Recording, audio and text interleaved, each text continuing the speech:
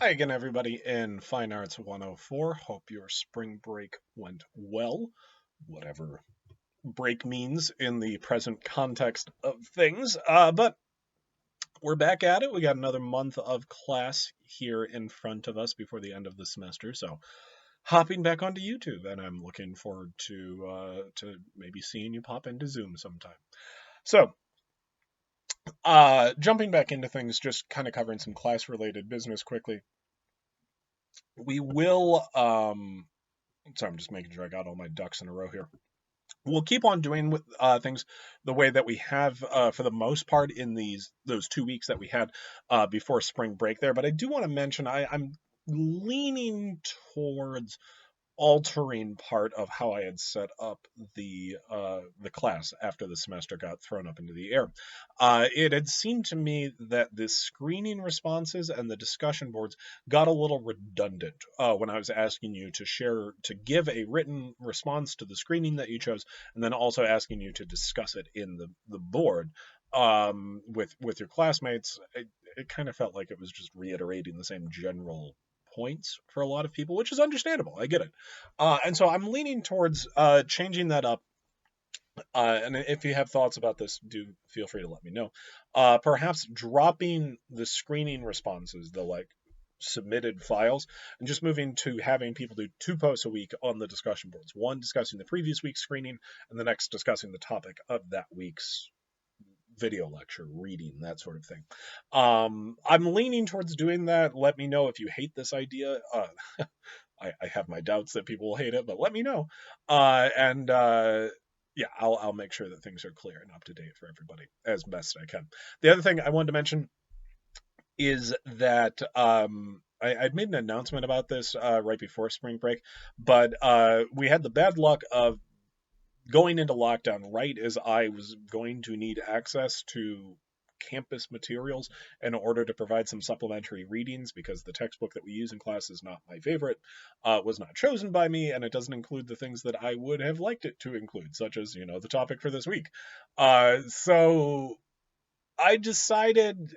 I tried to look for a replacement for a lot of these readings, but I also decided, considering the circumstances, yeah, it was probably best to just find the easiest option possible. And I think I found it through the very astute and very thoughtful video essays of a film critic named Lindsay Ellis. She has a video channel on YouTube.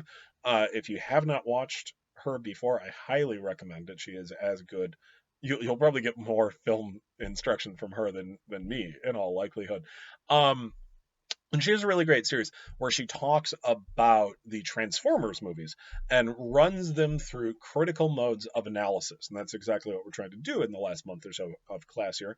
So just watch those videos of hers about Transformers as quick as you can. It shouldn't take all that long. They're like 20 minutes a piece. They're really entertaining. I will still lecture for each week's topic independently. And then those video lectures from me and from Lindsay Ellis, one professional, the other in a basement, will provide the sort of content towards the end of the semester here, along with the screenings and the writing and that sort of stuff. The other bit of class related business is we will have a final essay and a final exam that you'll take. The last week of class here, I did want to mention, if you had done the sequence analysis, that was an assignment that was going to be due like right as the coronavirus lockdown started to happen. I think it fell through the cracks for a lot of people, and I understand why. I turned that into extra credit. You can still do that. It's still worth a lot of points, so I do recommend doing that if you want to grab some points back. But the sequence analysis became extra credit. All the other stuff that was going to happen if life had continued normally just got shunted down so we could try to survive. But we'll go through these next couple of weeks with the discussion boards, with the video lectures, and then there'll be a final essay that's a research project, and a final exam that'll be like the previous exams taken through Brightspace, just probably a little bit longer. And I'll see if there's any other stipulations I have. But yeah, just class related business for us at the start there. And of course, if you have any questions, feel free to email me or pop into my Zoom meetings throughout the week. And I did want to mention as well, actually, if you want to pop into Zoom and just chat about the movies you've been watching, happy to see, happy to talk. All right. So our topic for this week is another one of those modes of analysis, modes of spectatorship, however you want to talk about that. And you may, I don't know if people have taken other film courses, if they have interest in other film courses. I do want to mention, I am not going to be using a lot of the jargon. Jargon is the way of saying the bullshit words that academics like to use in order to make themselves incomprehensible to the general public. I find that approach to academia horrible. We'll go with horrible. Horrible seems right. I hated it when I was in grad school. It does serve a function, but the primary function seems to be obfuscation, making people confused about what you're trying to say. I'm not into it. Anyway, our topic for this week is social context, and what we mean by that in film studies is it is a way of analyzing films, of critically understanding them by looking carefully at the society and the historical moment that produced those movies. And this is something that all of you have had to do multiple times already over the course of the semester. Our first screening was Sunset Boulevard, film made in 1950, 70 years ago at this point.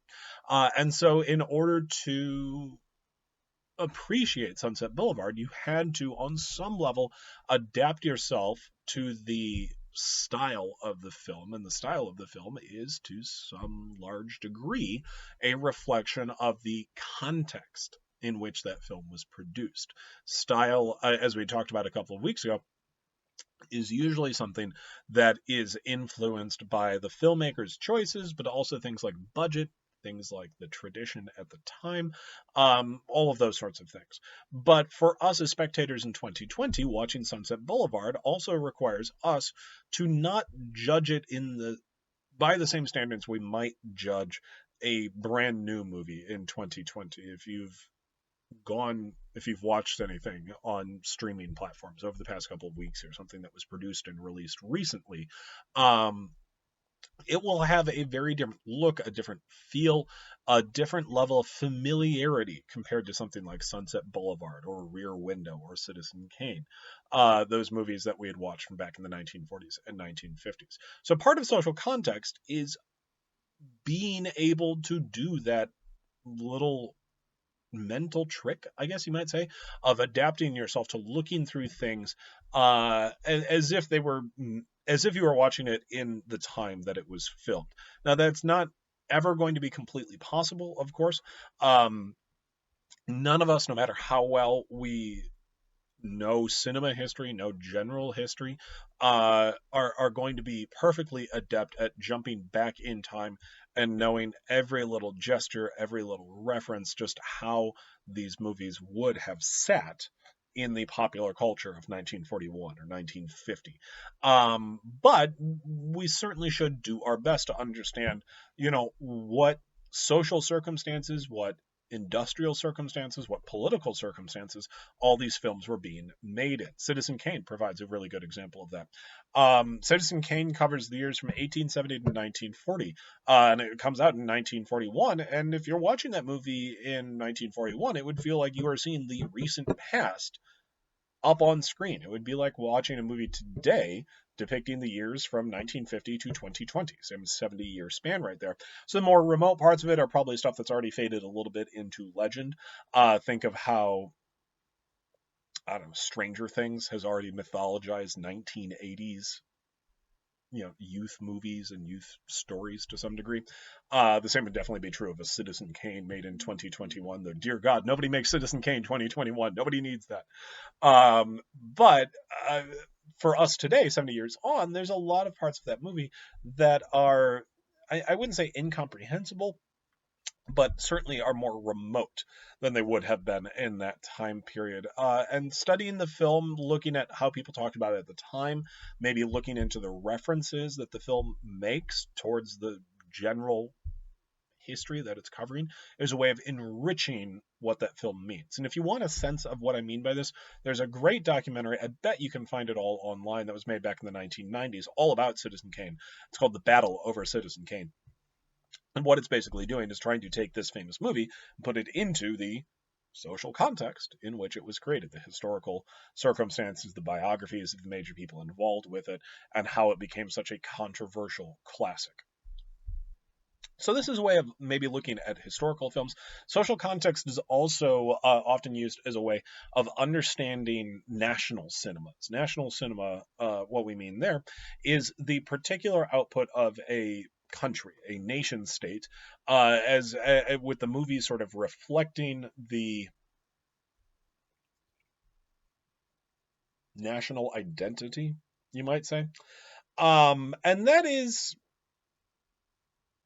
problematic as well as sort of fair. I definitely think that, like, if you wanted a strong sense of what American popular culture is, you could look at the movies and you get a strong sense of Americans, what we care about, what we think about, what we respond to. And I think the same is broadly true of a lot of other societies. If you look at the cinema of South Asia, if you look at the cinemas of Europe, of Eastern Asia, something like Parasite, which won the Best Picture Oscar this year. That is a movie that is deeply of the social, political, economic, class context in South Korea. But it's also proven to be a very global movie as well, because a lot of those same particulars are global. People have strong feelings about their class circumstances all around the world, and that's why Paranoid won Best Picture at the American Academy Awards, and not just critical praise in South Korea. Um, but certainly, if you look back at the movies we've watched, I think sadly the only one we got to watch in class that was a foreign language film was Black Orpheus. Black Orpheus is made by a white French guy. I'm not sure that's the best way of understanding Brazilian culture, but it does give us a decent, at least, look at Rio de Janeiro, at Carnival. And like I said, I don't know how authentic it is, but I do think that it's might be useful as a way of trying to, if you were trying to understand, even not even necessarily Brazilian reality, but maybe depictions of Brazil, global understanding of Brazil. You could start with Black Orpheus. You could definitely use that as a reference point, at least, for trying to understand the culture, the society, the circumstances of the people of Brazil. Now, I bring all of this up. You may note that the screening options for this week are universally American films.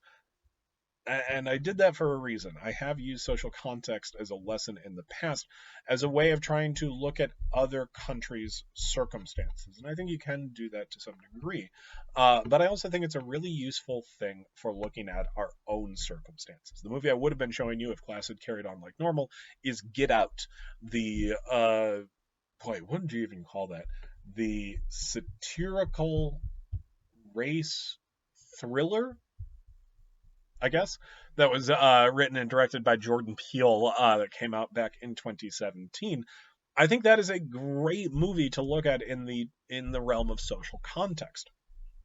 Get Out is written, produced, and directed hot on the heels of the Black Lives Matter movement, which really breaks through into the general consciousness with the 2014 protests in Ferguson, Missouri, with many other moments in the ensuing years, including in 20 was it 20, including here in Chicago. I've kind of lost track of the exact dates in my head. But this is something that captured a lot of national attention and certainly was part of the larger cultural conversation, but it had been dealt with not much at all in movies. Movies that had been released in the years of Black Lives Matter that dealt with race tended to be historical movies looking at the past instead of at the present. And I think you can also take a look. Get Out was released literally a month after Donald Trump was inaugurated, a presidential campaign loaded with implications of racial tension and racial divisiveness. I don't think Jordan Peele expected Donald Trump to be president when this movie came out, but it definitely had a tangible impact on how people perceived the movie. And so I think if you look at Get Out, if that's the movie you watch, it is a tremendous example of looking at movies in the realm of social context, because it seems to say so much about American society, about American greed, about Americans' tendency to view each other as resources rather than as people. Maybe those parts of us have always been there, but the way that it was depicted, especially the way that it made fun of these tensions, made them um,